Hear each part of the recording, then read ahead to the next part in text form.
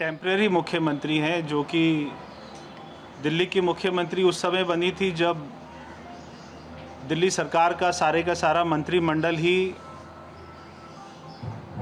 Tihar jail के अंदर था। तो आज मैंने उनकी भी प्रेस कॉन्फ्रेंस देखी और इसके बाद में जो उनके राज्यसभा सांसद है संजय सिंह जी, वो भी मेरे घर के आगे पीछे घूम रहे हैं। तो आम आदमी पार्टी के इतने बड़े बड़े नेताओं को आज यहाँ पर नई दिल्ली विधानसभा की चिंता करते मैं देख रहा हूँ, तो मुझे अच्छा लग रहा है कि सब कुछ ठीक हो रहा है। मैं यहाँ पर आपको बताना चाहता हूँ कि मेरे पिताजी द्वारा राष्ट्रीय स्वाभिमान संस्था का निर्माण आज से लगभग 25 वर्ष पहले किया गया था और उसमें जो गुजरात में भूकंप आए वहाँ पर हमने 2 गांव का निर्माण किया। 2000 से ज़्यादा हमने वहाँ पर मकान बनाए और उसके बाद में उड़ीसा में जो साइक्लोन आया, वहाँ पर हमारी संस्था ने, मेरे पिताजी ने, डॉक्टर साहिब सिंह वर्मा जी ने 4 गांव वहाँ पर बसाए और उसका उद्घाटन हमारे देश के पूर्व राष्ट्रपति अब्दुल कलाम जी ने किया था। और उसके बाद में जो कारगिल युद्ध हुआ था, सारे जवानों को, सारे शहीद परिवारों को दिल्ली में बुलाकर बहुत ही सम्मान से सभी को 1-1 लाख रुपए की राशि दी गई थी। मेरी संस्था बहुत पुरानी है और बहुत ही वर्षों से मेरे पिताजी ने जो मुझे सिखाया, संस्कार दिए कि जो भी ज़रूरतमंद होते हैं, जो भी गरीब होते हैं, उनकी मदद करनी है। तो हमने जब देखा कोविड आया, मैंने भी 5 करोड़ रुपए की राशि हमारी जेब से लगाकर संस्था द्वारा 500 ऑक्सीजन कंसंट्रेटर मैं जहाँ से सांसद था पश्चिमी दिल्ली से, मैंने पूरी लोकसभा में मेरे कार्यकर्ताओं द्वारा एक-एक गांव में, एक-एक कॉलोनी में मैंने वहाँ पर मुफ्त शिविर लगाए। मैंने 10 से ज़्यादा वहाँ पे अस्थाई कोविड सेंटर खोले और हज़ारों लोगों की ज़िंदगी बचाने का काम किया। आज मुझे बहुत ही अच्छा लग रहा है कि आतिशी जी और केजरीवाल जी हम जो कार्य कर रहे हैं उसकी सराहना कर रहे हैं।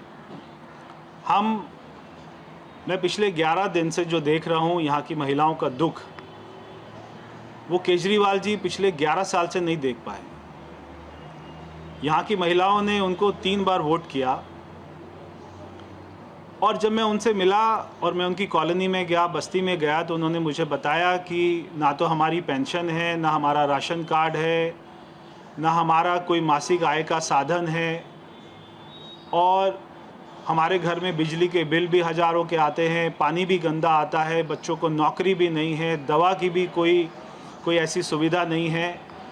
तब मेरे से उनका दुख जो है वो देखा नहीं गया। तो ही मैंने ये फैसला किया कि मैं सभी महिलाओं को हर महीने मेरी संस्था की तरफ से हम एक योजना बनाकर उनको मासिक एक सहायता करेंगे। तो जो हमारे वॉलेंटियर्स थे, उन्होंने जगह जगह पे कैंप लगाना शुरू किया।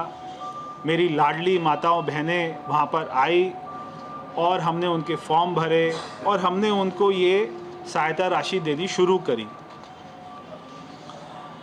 मैं एक बात से मुझे खुशी है कि कम से कम मैं यहाँ पे शराब नहीं बांट रहा हूँ। जो दिल्ली के मुख्यमंत्री पूरी दिल्ली में बांट रहे थे, जब दिल्ली में कोविड था, दिल्ली के लोग उनसे दवाई मांग रहे थे, हॉस्पिटल मांग रहे थे, तब दिल्ली के आदरणीय मुख्यमंत्री केजरीवाल जी वो दिल्ली में शराब बांट रहे थे, 1 बॉटल के बदले में 1 बॉटल फ्री दे रहे थे। जब हम उनसे हॉस्पिटल मांग रहे थे, तब वो अपना शीश महल बना रहे थे। तो आज मुझे खुशी है कि मैं मेरी गरीब माताओं बहनों की सहायता कर रहा हूँ। मैं शराब नहीं बांट रहा, ना मैं अपना शीश महल बना रहा हूँ। मैं मेरे घर के पैसे, मेरे अकाउंट के पैसे, मेरी संस्था के पैसे, वो सारे अकाउंटेड पैसों से ही मैं यहाँ की माताओं बहनों की मदद कर रहा हूँ। और मैं सारी माताओं बहनों को कहना चाहता हूँ नई दिल्ली विधानसभा की, कि चाहे केजरीवाल जी जितना मर्जी चिल्ला लें, जो मर्जी शोर मचा लें, मगर मैं अभी रुकने वाला नहीं हूँ। जो भी महिला बहन मेरे घर पर आएगी वो मेरे दरवाजे से निराश होकर नहीं लौटेगी, ये मेरा उनसे वायदा है। चाहे उनके बच्चों की नौकरी की बात हो, चाहे उनके पेंशन की बात हो, चाहे उनके घर की समस्याओं की बात हो, आपका बेटा और आपका भाई वो हमेशा आपके लिए खड़ा मिलेगा, ये मैं आपको वायदा करता हूँ। आज ये लोग महिला सम्मान की बात कर रहे हैं। आज मैंने सुबह ही इश्तहार देखा जो अखबार में दिल्ली सरकार द्वारा दिया गया है कि केजरीवाल ने जो 2100 रुपये की महिला सम्मान राशि की घोषणा की थी वो बिल्कुल फ्रॉड है। ऐसी कोई भी राशि, ऐसी कोई भी स्कीम वो दिल्ली सरकार के द्वारा पास नहीं हुई है।